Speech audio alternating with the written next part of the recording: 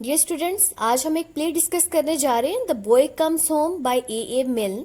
तो सबसे पहले हम इसके की फैक्ट्स देखेंगे, फिर थीम्स, कैरेक्टर्स और समरी डिस्कस करेंगे। तो चलिए स्टार्ट करते हैं। टाइटल है द बॉय कम्स होम।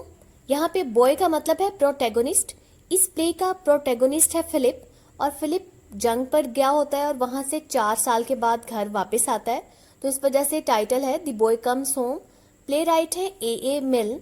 इनका पूरा नेम है एलन अलेक्जेंडर मिल्न। 1882 में पैदा हुए, 1956 में इनकी डेथ हुई। उसके अलावा ये बहुत फेमस राइटर हैं, विनी द पू कैरेक्टर के क्रिएटर हैं।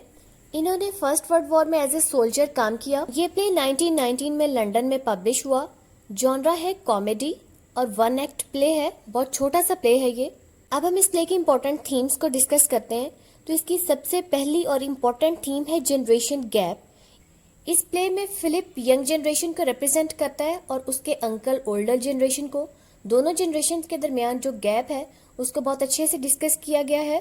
फिर है lack of communication, personal growth, self discovery, Victorian ideals versus modern ideals, realisation, disillusionment for war.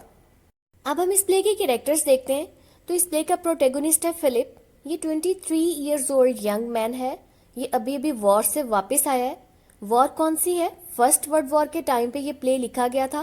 तो इस प्ले का जो प्रोटैगोनिस्ट है वो भी वॉर के लिए गया होता है। जब ये जंग के लिए गया था तो उस टाइम पे इसकी एज 19 इयर्स थी और अब इसकी एज 23 इयर्स है। ये बहुत मैच्योर हो गया है पहले से। 23 इयर्स भी अभी कोई ज्यादा एज नहीं है, लेकिन अपने एक्सपीरियंसेस की वजह से ये अपनी एज से भी बड़ा हो गया है। ये काफी ज्यादा ब्रेव है, प्राउड भी है, लिबरल माइंडेड है, लेकिन ये अथॉरिटी और ऑपरेशन को एक्सेप्ट नहीं करता। मतलब ये है कि इसके ऊपर कोई रोब जमाए, कोई इसको हुक्म दे, इसे ये चीज पसंद नहीं है और ये अथॉरिटी को बहुत अच्छे से कन्फ्रंट करना जानता है, अथॉरिटी का सामना करना जानता है। सेकेंड कैरेक्टर है अंकल जेम्स का। ये फिलिप के अंकल भी हैं और गार्डियन भी। फिलिप के फादर की डेथ के बाद इन्होंने फिलिप को संभाला है, उसे बड़ा किया है। बाय नेचर ये बहुत स्ट्रिक्ट और डिसिप्लिन मैन है। इनके खाने पीने का और हर काम के लिए इनका टाइम फिक्स है। ये बहुत डोमिनेंट और अथॉरिटेटिव नेचर के हैं। ये कहते हैं कि जो बात मैं कहूँ वो एज इट इज पूरी हो। घर में सब लोग इनको बॉस समझते हैं। ये बहुत ज्यादा सक्सेसफुल बिजनेसमैन भी हैं। आंट एमिली, ये अंकल जेम्स की वाइफ है, फिलिप की आंट है। ये बाय नेचर बहुत काइंड हार्टेड है, अच्छी नेचर की हैं। फिलिप का बहुत ख्याल करती हैं। उसके अलावा ये अपने हस्बैंड का भी बहुत ख्याल करती हैं, उनकी हर बात मानती हैं। फिर 2 मेड्स हैं घर में, मिसेस हिगिंस और Mary. Mrs Higgins breakfast prepare करती हैं और ये ठीक 8 बजे घर में सबको ब्रेकफास्ट दे देती हैं। उसके बाद किसी के लिए भी ये अलाउ नहीं होता कि वो 8 बजे के बाद ब्रेकफास्ट करे। अब हम इस प्ले की समरी डिस्कस करते हैं। इस प्ले में एक ही एक्ट है और उसके 3 सेगमेंट्स हैं। फिलिप 4 साल के बाद आर्मी से वापस अपने घर आया है।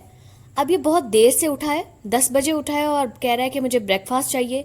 अब घर में तो ब्रेकफास्ट 8 बजे मिलता है, क्योंकि घर में हर चीज को रूल्स एंड रेगुलेशंस के अकॉर्डिंग किया जाता है। मिसेस हिगिंस इसे ब्रेकफास्ट देने से इनकार कर देती हैं। उस पर फिलिप इन्हें धमकी देता है और कहता है कि मैं आपको जॉब से फारिग कर रहा हूँ। उन्हें 1 मंथ की पे एडवांस में चेक पर लिख के दे देता है और कहता है कि अब आप जा सकती हैं। मिसेस हिगिंस डर जाती हैं और फौरन से उसे ब्रेकफास्ट देने के लिए रेडी हो जाती हैं। अंकल जेम्स को पता चलता है कि फिलिप इतनी लेट ब्रेकफास्ट कर रहा है, तो वो बहुत ज़्यादा नाराज़ होते हैं। वो अपनी वाइफ को भेजते हैं कि फिलिप को बुलाकर लेकर आए। वो उसके साथ कुछ मैटर्स डिस्कस करना चाहते हैं। वो उसकी फ्यूचर प्लानिंग जानना चाहते हैं। अब आंट इमिली उसे बुलाने गई हैं और अंकल जेम्स उसका वेट कर रहे हैं। बैठे बैठे उन्हें थोड़ी सी नींद आ गई। जैसे बैठे बैठे अक्सर थोड़ी सी नींद आ जाती है, नींद का झोंका आ जाता है, इसी तरह से उन्हें नींद आ गई और उन्होंने ख्वाब देखा। अब ख्वाब क्या देखते हैं कि वो फिलिप को डांट रहे हैं कि वो स्मोकिंग क्यों करता है, लेट क्यों उठता है। वो उसे ऑर्डर देते हैं कि वो उनके साथ बिजनेस ज्वाइन करे उनका। वो अपने जैम के बिजनेस में उसे काम करने के लिए कहते हैं, लेकिन फिलिप कहता है कि वो तो बिजनेस नहीं करेगा, बल्कि वो तो आर्किटेक्ट बनना चाहता है और उसको इंडिपेंडेंट लाइफ गुजारना पसंद है। दोनों में बहस होती है, बात बढ़ जाती है और लड़ाई हो जाती है। फिलिप कहता है कि मेरे पैसे मुझे चाहिए, वो पैसे जो मेरे फादर ने आपके पास रखवाए थे। फिलिप के फादर की जब डेथ हुई थी तो उन्होंने अंकल जेम्स को फिलिप के लिए पैसे दिए थे और कहा था कि जब फिलिप की एज 25 इयर्स हो जाए तो उस टाइम पे वो सारे पैसे फिलिप को दे दिए जाएं। फिलिप अब उनसे वो पैसे मांग रहा है, लेकिन अंकल जेम्स एग्री नहीं है। वो कहते हैं कि अभी तो उसकी एज 23 हुई नहीं है। उस पर फिलिप को गुस्सा आ जाता है। वो रिवॉल्वर निकाल लेता है और उसके साथ उसके पास एक बॉम्ब भी होता है। अंकल जेम्स ये देखकर डर जाते हैं और फौरन से मान जाते हैं कि वो फिलिप का हिस्सा, फिलिप के पैसे उसे देने के लिए तैयार हैं। यहाँ पे इनका ख्वाब खत्म हो जाता है, उन्हें जाग आ जाती है। तो ये सारी चीजें, ये सारा सीन उन्होंने ख्वाब में देखा होता है। फिलिप हाथ में टोस्ट लिए हुए अंदर आता है और अंकल जेम्स से पूछता है कि आपने मुझे बुलाया था।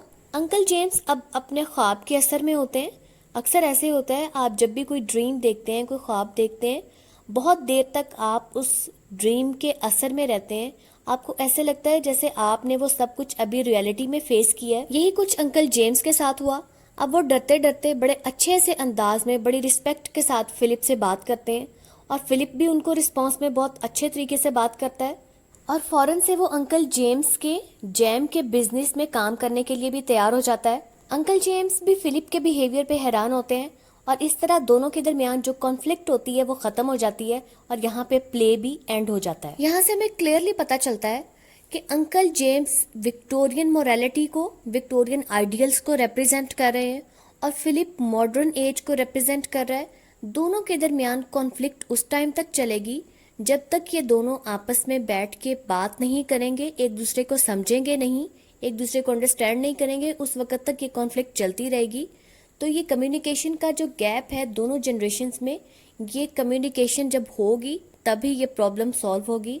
आई होप आपको प्ले की बहुत अच्छे से समझ आ गई होगी। तो मेरे चैनल को सब्सक्राइब करना आपने बिल्कुल नहीं भूलना। मेरी वीडियो को लाइक और शेयर भी आपने ज़रूर करना है। Thank you for watching.